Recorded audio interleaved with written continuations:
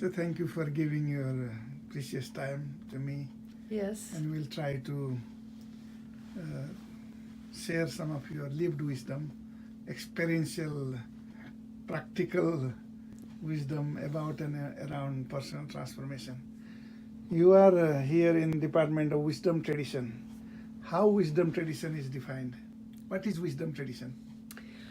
The word wisdom that we use here, Naropa has a slogan on its banner. There's a banner under a little banner underneath our logo that is Prajna Garbha, a womb of wisdom.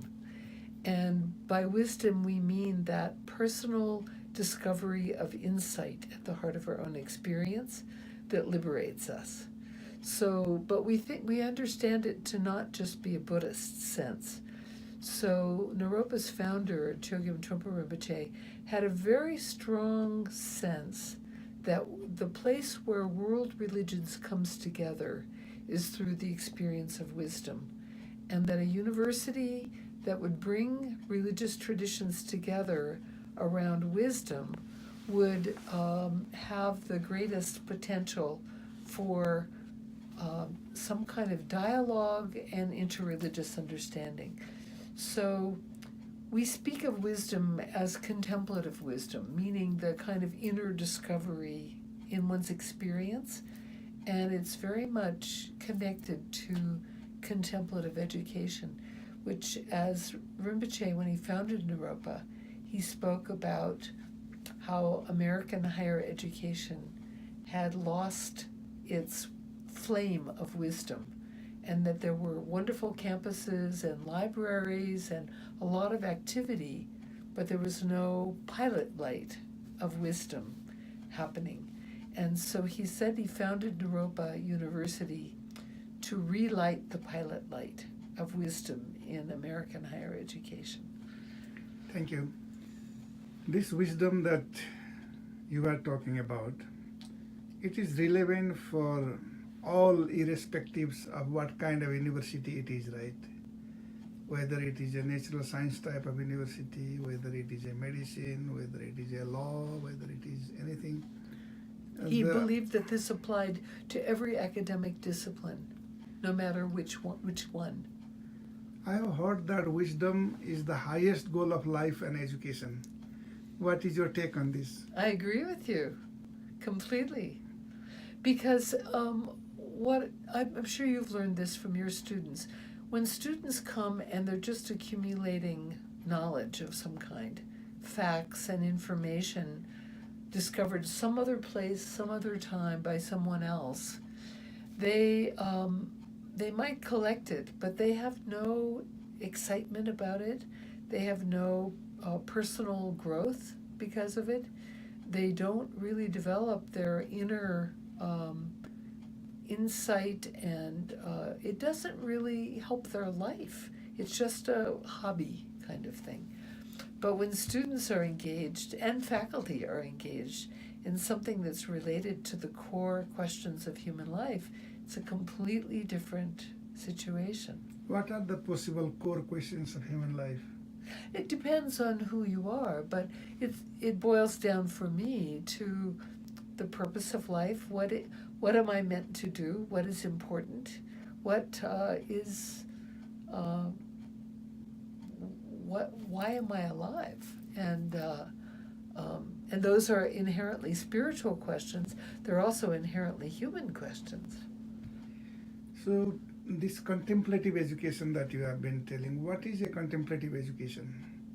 A contemplative education is one that it reintroduces first-person inquiry back into the academic life.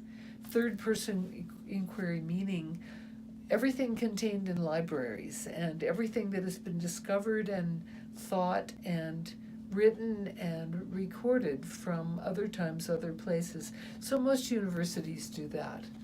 And then in the 1970s in the United States, there developed an emphasis on second-person inquiry, which is much more experiential learning, internships, fieldwork, study abroad, scientific discoveries in laboratories, um, social science research, that kind of thing. That's all been very important. And so most universities are interested in third person and second person. And what Rinpoche saw, he didn't use this language, but Francisco Varela, who was one of our earliest Naropa faculty, he taught here in a couple of summer sessions, and he was a student of Trungpa Rinpoche.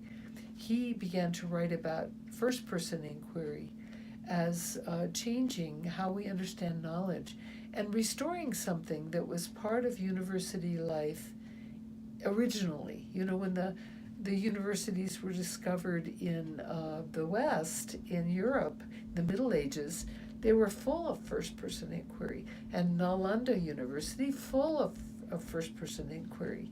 But we lost it somewhere along the way in the West, and we want to bring it back. So Naropa, when it was established almost 45 years ago, it was established to bring first-person inquiry back into all the academic disciplines. Thank you.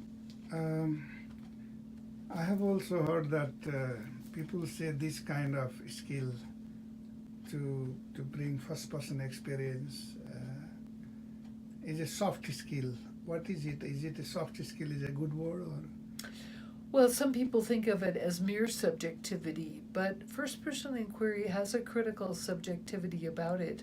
And the field of contemplative studies, which is a new academic, an interdisciplinary academic field in the West, is developing ways to assess and describe first-person inquiry and to bring academic rigor to first-person inquiry. So this is happening in the sciences. One of the things that's really being asked is there introspective accuracy when people are drawing from their first-person critical inquiry? So these are things that this is alive and developing in the field of contemplative studies. In other contexts like natural science type of universities, we need that skill also. For Yes. example, when I'm working with some equations, some kind of chemistry, some kind of physics, or some process-based modeling and so on, we follow some mathematical representation of truth, and then we go around it.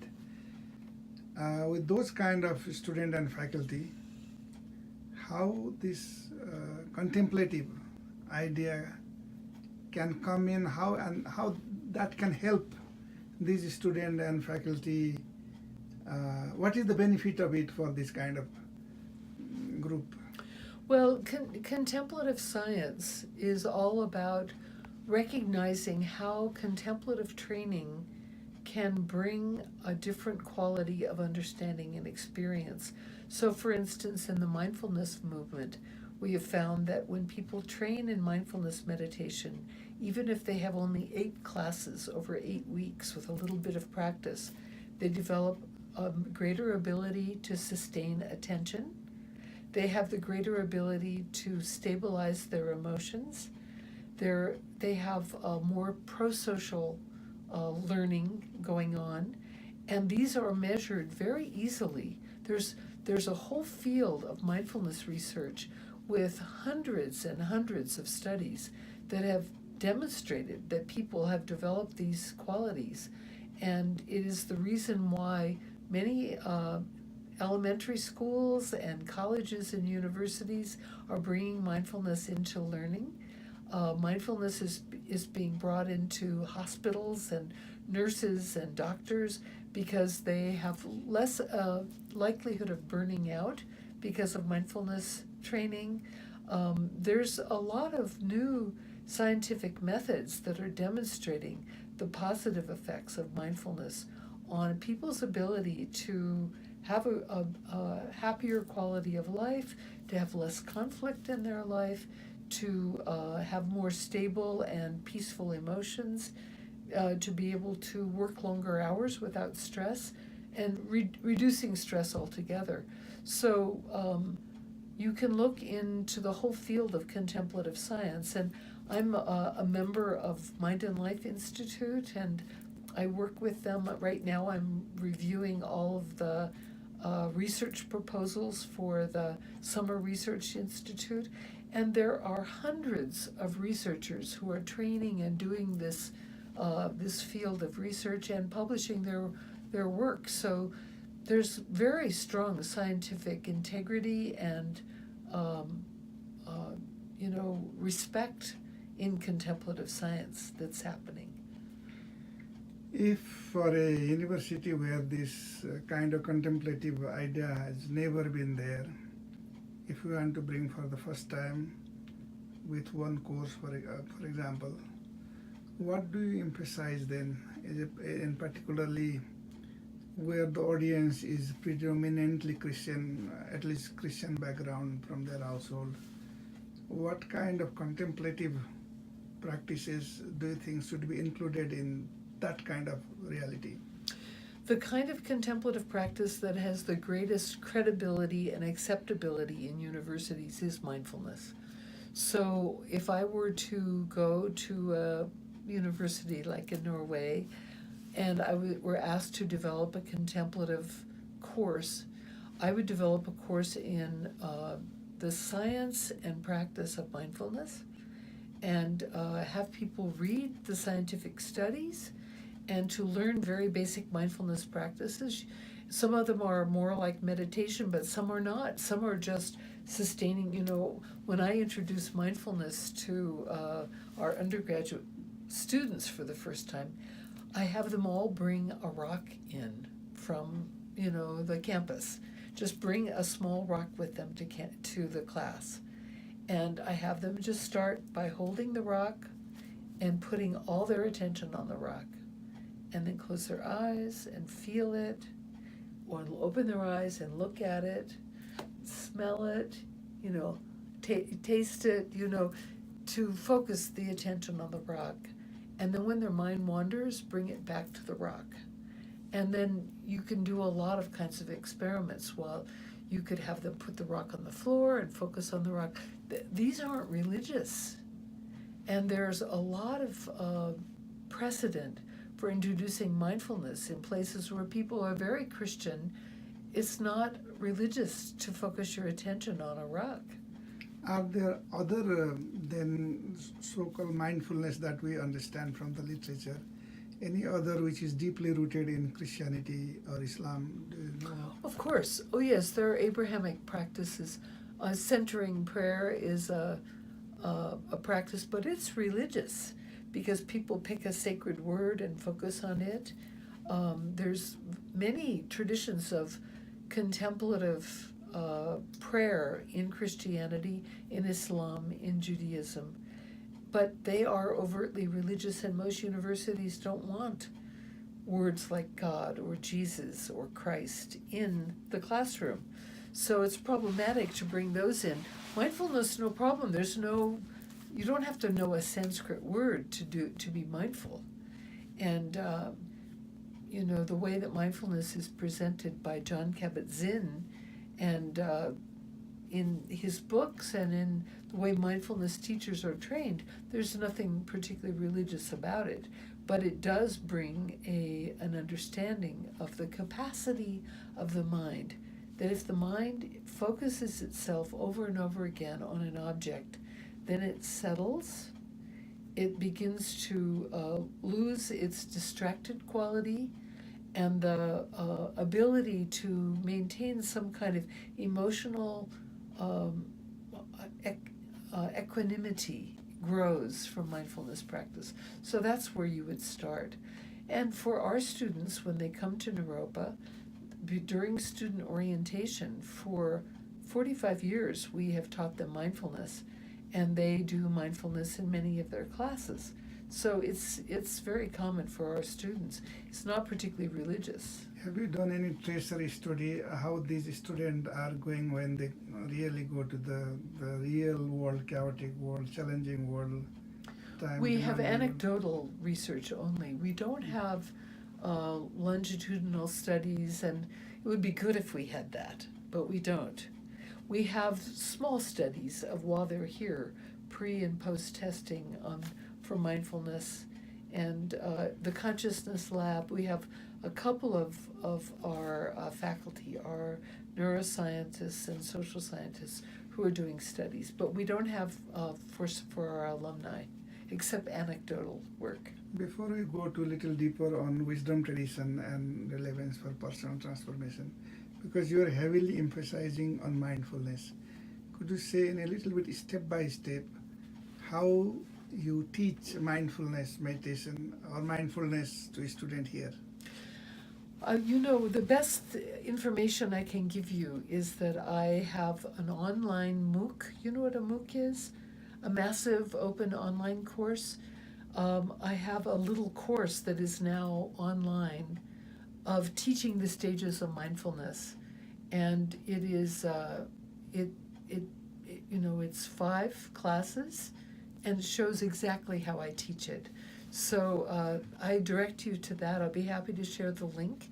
It's open right now. It's open for 3 more weeks, and you could go on there and see for yourself. But just generally speaking, how starting with focusing the mind on breathing, and focusing on breathing, then developing first a focus on in-breath and out-breath, and keeping that focus very steady, and then lightening the focus to go with the out-breath and not on the in-breath, and developing more kind of awareness of how thoughts come, and then letting thoughts go, and coming back over and over again to breathing, and then developing a more and more open focus over time. This takes some time to develop. Of course, that I know kind that. of And then afterward?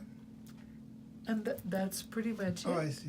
And then we develop vipassana, which is more a sense of how sense perceptions work, but we don't do, there's no mantras, we don't do anything else except just mindfulness of breathing. As we drift off, we come back. Very, very simple.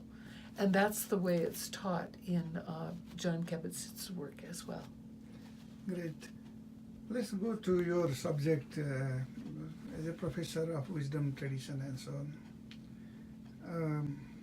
You even don't call it religion anymore to do your department. You call it wisdom tradition. Our master's degrees are masters in religious studies and masters of divinity. So our degrees still have religious studies titles. So let's start with Buddhism, that the population in Nepal, Sri Lanka, and other places like Bhutan we work, they have a heavily faith on Buddhism. So what Buddhism has to offer, making all this objective adjustment alive given the scenario of media, social media, all these kind of things. This is a reality now. In this context, what are the few words you can say about how that contributes to a personal transformation of aspirant, it could be students or faculty? Well, I think that's a huge topic. We could spend... From your lived experience, I mean, how it helps you to... exactly. For me, you mean? Yes, for you. For me, of course. The thing that I find very potent about Buddhism, and I've been practicing Buddhism for 47 years, Buddhism speaks pragmatically to unnecessary suffering and how to overcome preoccupation with myself and creating a lot of problems for myself. And my own journey is that when I first began to practice, my life was a mess, and tremendous unhappiness in a marriage that was very problematic, a lot of confusion, a lot of feeling of not knowing what I was doing in my life. And the Buddhist teachings spoke to me. I mean, just the teachings that told me to sit. I started out as a Zen student. So just sitting was absolute revelation for me, to just sit with what was going on in my mind and to experience the journey of mind swirling and swirling and all of the, and just settling, and then developing a sense of clarity, of kindness, and of appreciation of the world, and beginning to see that other people suffered the way that I suffered, and feeling compassion for them, and then feeling that I could actually be helpful to others, and that the purpose of my life was not about me, but about others. So Buddhism gave me a very direct path of service and of overcoming preoccupation with myself, and very practical skills about how to help others, how to be in the world. So also really helped me with my sense of purpose in academia as well. That is that if my academic pursuits were with a spirit of service, it's a totally different thing than trying to be famous or trying to be brilliant or trying to be better than someone else. Completely different experience of what academic life is all about, if it's all about service. 43 years is quite a long time. You say 43 or 47? 47 years 47 years of is quite Buddhist a long practice, time. yeah. And I know that you have been studying myriads of texts and practice and so on. Along your journey, I'm sure that you are filtering something which it was no conceptual clarity to begin with. Because I'm also being a Buddhist, I've been also listening this thing in Nepal and elsewhere, What kind of filtering is required in order to really, not to fall into the jungle of different learning, and just to really pick what is relevant? I think that's where first-person inquiry comes in. That is, you have to have some personal experience of certainty. And that requires a lot of practice and a lot of patience. You can't think your way to clarity. You have to let go of thoughts and begin to experience not the clouds but the sky, and not just the waves but the ocean. You have to open to a much bigger view, big mind, they call it in Zen. And that quality, or Buddha nature, as they call it in Tathagata in Sanskrit, is the kind of vastness of mind rather than the thoughts. And it takes a lot of practice to realize that and discover that. For householder, from your lived experience, if you want to suggest somebody else, what you suggest to embrace and what you suggest to, you may wait with that or you may totally avoid? No, it feels to me the Buddhist path that I practice is completely available to householders, and it requires study and practice and applying it to your life. So for me, when I first began practicing, I started a daily practice of an hour a day, and that was very important. But retreats are absolutely essential. So early on in my practice, I began to go on retreat 2 to 3 times a year, a week or two at a time. And the life of retreat is absolutely essential. So even when my children were young, I would go on retreat. My husband and I would take turns and go on retreat because it was essential. And to this day, retreat is essential. But not just retreat, it has to have daily practice too. So the combination of daily practice and retreat for meditation, and then study, really studying the texts, receiving more teachings, contemplating those teachings, trying to apply them to our life and to our meditation practice, essential. So in my lineage, there are group retreats, but there's solitary retreat, and solitary retreat has been very, very important in my life. Going into the forest alone and practicing for a week or two. Very important, very important. That's great. In Buddhism, I have been encountering with very many different Lama in Nepal and also in Sri Lanka, this Thero, other tradition. Whether it's my perceptual artifact or it's a reality, I don't know. The bliss or joy part, which doesn't naturally appear in their face or facial expression, though they have been meditating years and years and years. The sense of humor also I don't see in many. Do you have the similar experience, or it is or there is a wrong in my view, or the way I look at the thing? Buddhism says that bliss is a problem, and that if bliss is taken to be the goal of the path, it could remove you from service and compassion. So what I find in my Buddhist teachers is a quality of kindness more than bliss.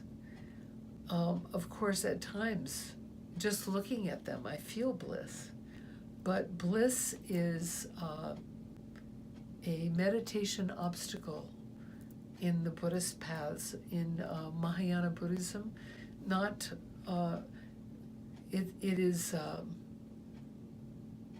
it's something that can happen, but it's not the point. And I know that it's not true. In many of the other Indian traditions, bliss is the goal, and not in Buddhism. The Buddha said bliss, the reason he smiles very gently, very small smile, is it's not blissful smile.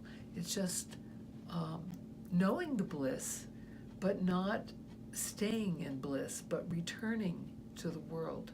So the Buddha committed to returning to being with people. So it's more compassion than bliss. Compassion, if I understand the way I understand in a practical term, person who is a little bit miserable than you, who are in need of something, or you see that he is suffering in some way, then we can extend our compassion. But if a person is very joyful, humor, he has a natural tendency to help and be kind, and he has all sense of humor. He can make joke anytime spontaneously. The art of living that he or she have, and those of us who are occupied with compassion, there is some difference there, right? I'm not sure I follow. I do know that the path of compassion, there's specific compassion for specific people that's very, in Buddhism, the true wisdom of emptiness is signified by the arising of compassion. And so there's a recognition that there's no separation between us on an absolute level, but on a relative level, of course, we're separate. And compassion is resonating with the suffering of another person and the desire to alleviate that suffering. But there's also unconditional compassion that is it's almost like bliss, but it's more concerned than bliss, Unconditional compassion. Yeah, just radiating in all directions. Compassion is one of the skillful means, right? Yes. Is that correct? Yes.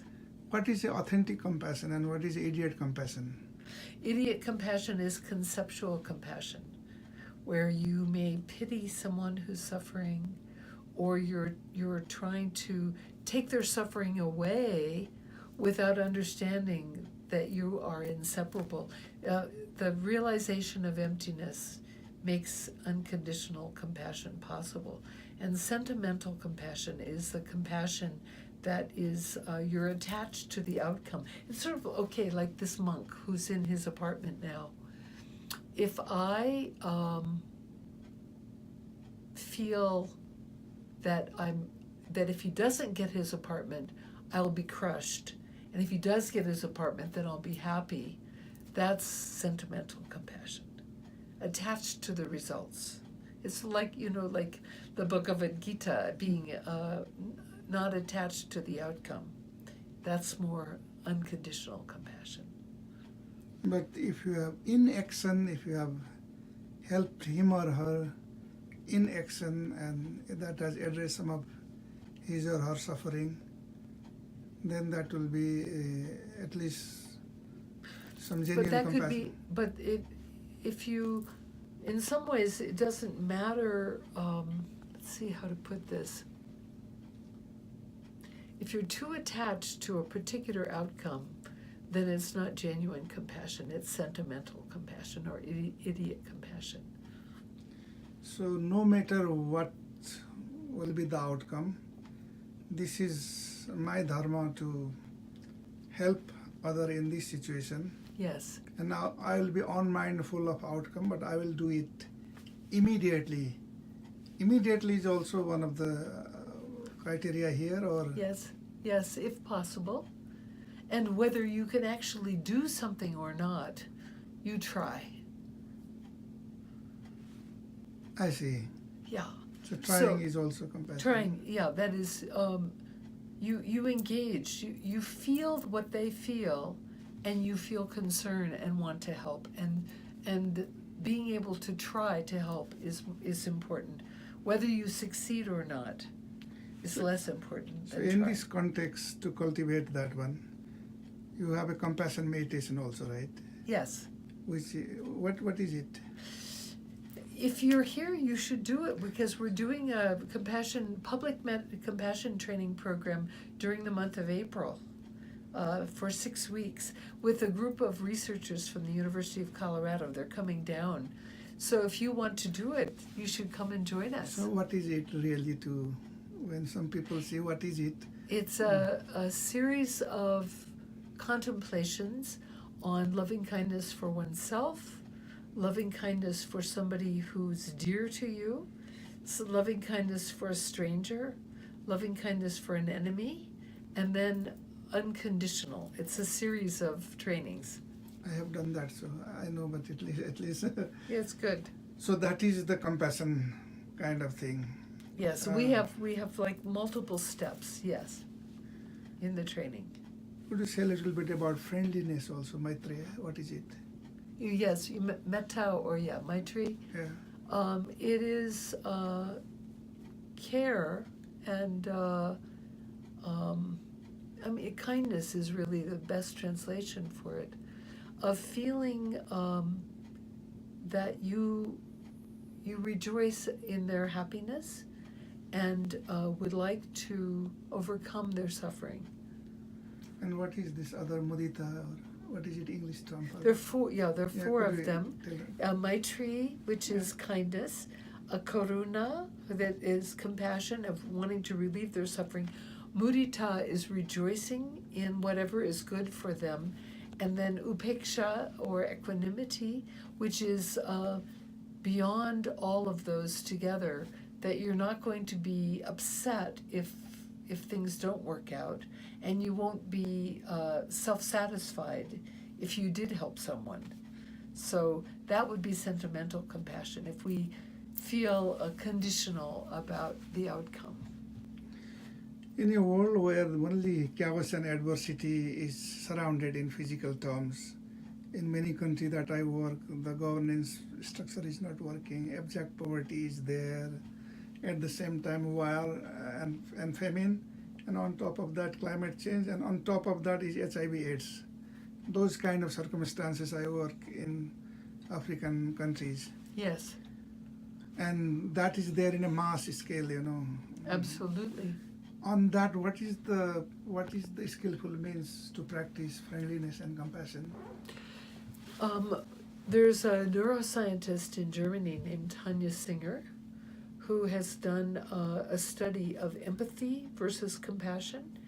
And she says that she's found that we naturally feel affected by the suffering that we encounter in the world.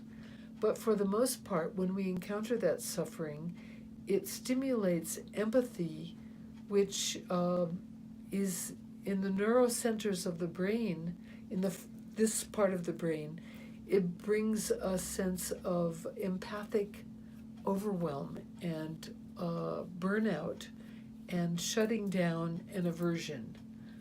And she has found that by practicing compassion practices, we feel motivated to help and don't burn out so quickly. And so even if we can't do everything that we wish, if we practice compassion practices, the contemplation practices, it helps us stay present and inspired and connected and open. When empathy makes us shut down, compassion keeps us open. So that's the benefit of loving kindness practice and compassion practices, is even if we can't do everything we want to, we continue to care. We aren't burned out. So from your own life experiences, to sum up this part, you are pretty much sure that Buddhist wisdom tradition have something very good to offer for personal transformation, right? Absolutely. And I know that it's not the only transformative tradition in the world. I've also had training for many, many years in interreligious dialogue, and I've met transformed people in many religious traditions. But for me, Buddhism is the right one. Great. Those of us who are following, for example, Hindu tradition, Hindu wisdom tradition, from your scholarly kind of activities and work, what are the transformative elements there from your own experience and also from, I hearing? can only guess because Yeah, I yeah. haven't experienced it myself. Sure, what is your, what appealed to you or something like that? I studied Hinduism and translated Sanskrit texts in Sure. my early life, in my early scholarly life. What I've witnessed from people who practice Hindu practices, and there's a whole range of them, and from Kashmiri Shaivism to whatever, a sense of joy and a sense of ability to detach from the worst of life circumstances. It's beautiful to witness, and there's a quality of celebration and serenity that I experience. It has a different energetic feel to me than Buddhism. My path is Buddhism, but I definitely see the transformation in people in the Hindu traditions. And same with Christian traditions, Jewish traditions as well. Which scripture have you worked more on Hinduism? Which scripture did you I translated the Bhagavad Gita in my second year Sanskrit, and Okay. I'm a great lover of the Bhagavad Gita. Sure. So, but I've not practiced Hinduism except just, I went to, when I was 19, I went to a Gandhian ashram college in India for a semester and fell in love with Hinduism and, have a deep appreciation of what I learned.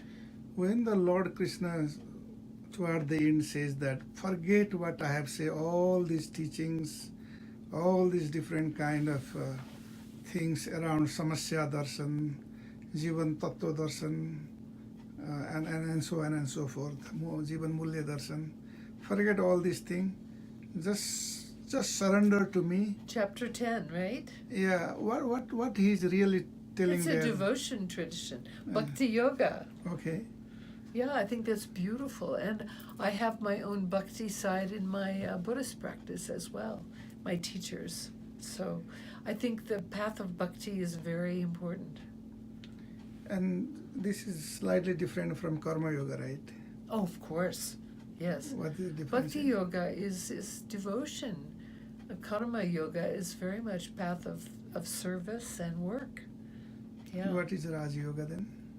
Raja Yoga is more a very big view and intellectual and studying the philosophies and views of, you must know all Step of by this. step, sure. Yes. And the Jnana Yoga is what? And that's more Vedanta. going deeply into the path of insight associated with the study of philosophy. I have one kind of curiosity around it. when we people have, even according to Buddhism, comes with a different kind of karmic residues and so on. Is it this different kind of option which is there in Hinduism?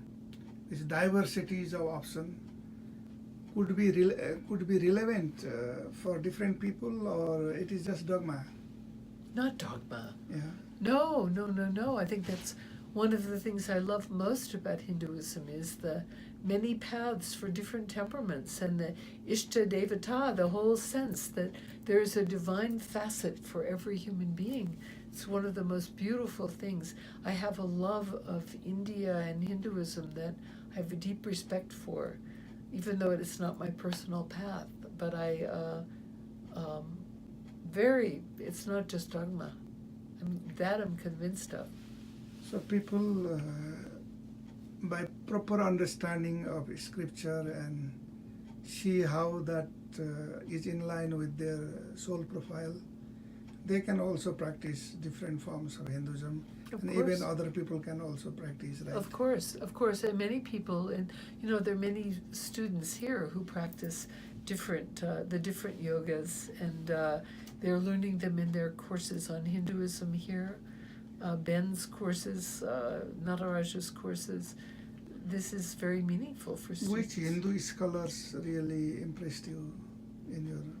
Oh, there's so many. I mean, I'm not quite sure how to answer you because I've had many So vast. friends in the academic world who are Hinduism scholars.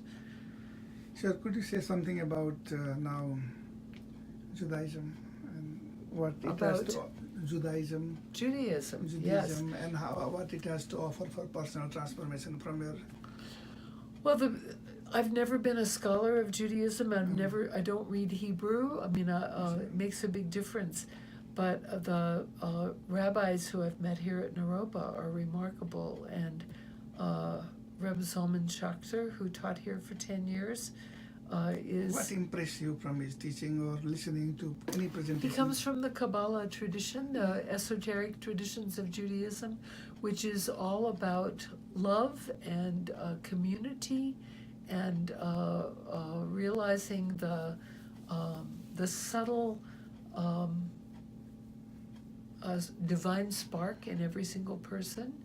And anyway, I have a kind of almost intuitive feeling of connection. So Reb Zvi, who teaches here now, speaks about the primordial available in each of us, very resonant with Hinduism and Buddhism. And there's tremendous joy and celebration and earthiness, appreciation of the beautiful aspects of a very earthy life in community and food and celebration that's very lovely. And my teacher, Trungpa Rinpoche, loved Judaism. He had a special love of Judaism. Could you say something about Islam also in relevance to personal transformation? Islam, the obedience and adherence to the Quran is a beautiful thing, and the disciplined life of prayer and the inner mysticism of the Sufi tradition is it's a gorgeous thing. And I've had very powerful experiences inside of mosques of feeling the simplicity and the subtlety of Muslim practice that's really so beautiful. So if I combine all these things again from the university perspectives, as I understand that you have interreligious dialogue kind of courses that I teach, you teach that one. I believe that is also relevant for our program in Nepal and elsewhere, Sri Lanka, and also in Norway. We have international relations, conflict, peace, and development studies program. Yes, what do you really teach in interreligious dialogue? You'll have to take my course. Yes, I but don't just know what to say. I teach about religious pluralism, the respect between traditions of of really seeing that no one tradition has all of the answers, and that the only way we'll have world peace is to have religions appreciating each other in harmony, and that each religious tradition brings some piece of wisdom and ultimacy to the table. And I teach my students the practice of dialogue, how to grow in spiritual development through conversations with people who are religiously different. What is the tips around it? For example, if I want to work in Islamic countries, being a Hindu, so what is the tips there? I mean, What is the tips or some suggestion that before I travel, if I ask you, how I should can give you some books to read that are really. just few tips from your lived experiences, some general. The tips are about listening and not judging, suspending judgment, and developing respect for difference, and learning what you can from people who are different from you, and to have interreligious conversations every chance you get, and see the wisdom even in fundamentalism. So we study religious fundamentalism and about the dangers of that, but we also try to understand the sociological and political context out of which people are religiously fundamentalist, and to avoid fighting with fundamentalism, while at the same time understanding the dangers and the damage done by religious fundamentalists. So we study all of those things as well. So we have to, if you individualize it, we have to detach from my own worldview. And No. Hold my own worldview. I mean, at least keep it inside, and Hold it openly to see what I can learn from the worldview of others. But we don't abandon our own religious ground. Don't abandon, but just hold it. But don't try to lay it on other people. Don't expect other people to follow my way, No, but definitely. to appreciate that someone else has their own integrity and beauty, just as I have mine, and I can grow from my contact with any religious other. So I take my students out. We do a dialogue with Catholics from Regis University. My students take dialogue partners from around Boulder who are from different religions, and they develop friendships and conversation, and I teach them how to grow from those. And if To other places of worship and other communities to learn from them. so finally, we have now covered almost 45 minutes or so. Hey, in 5 minutes I need to Yes, go. we have to sum up that one. From your own life experience and so on, I'm a novice man and come to you and say, tell me, I wanted to really look at my shadows and dark side and want to remove or minimize those one from me. And if I ask you, I'm a little bit a greedy person, how I can transcend greediness? What is the antidote to greed? There are different lineages of that. I'm a Vajrayana practitioner in Tibetan Buddhism, and first of all, you need a teacher to work with you, and second of all, you need a teacher who can guide you to look at the greed and experience what is painful about greed, what is wise about greed, and to don't try to change greed, but to feel it, to go into it, to learn about greed. What limits you or blights you because of greed, and where is there's always wisdom in every emotion. So where is the wisdom? So here at Naropa, I would send you to the 5 colored rooms in the basement. You know those rooms, the Maitri rooms. I would send you to the red room and the yellow room to do intensive practice to see what you would learn. So that is the path, that is the way out that In you my have learned in my in your lineage, case.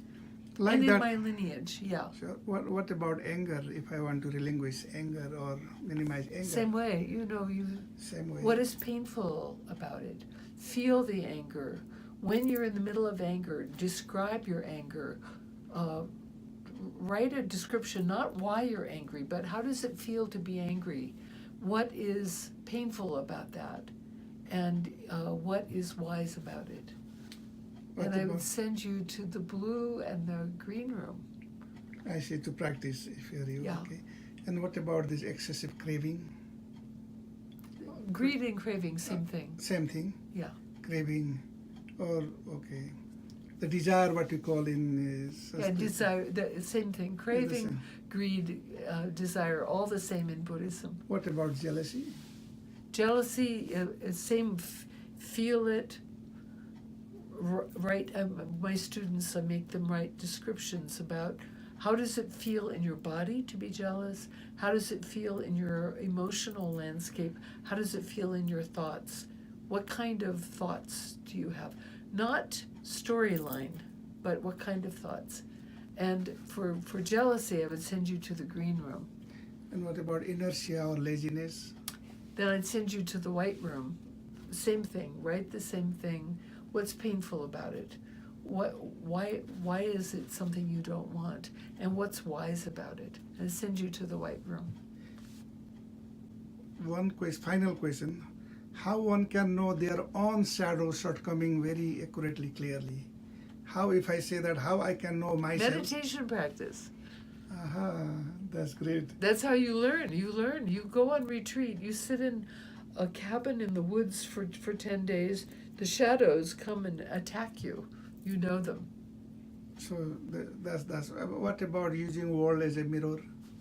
Using, The world or people around you as a well, mirror? people around you, but you think it's because of them. It's because of you. When you're in the world, you think that, you know, this person is a bad person. It's your mind. It's not them. So that's why you have to go on retreat. Thank you so much. It is said, I have heard from somewhere that a single conversation with a wise person like you is better than 10 years of studies. So you saved me for reading many things when it's practical term, because your life is also your message. I'm extremely happy that I learned all That's this from so you. sweet. So sweet. Thank you so much, Bishal. Thank you. That's great. Thank you.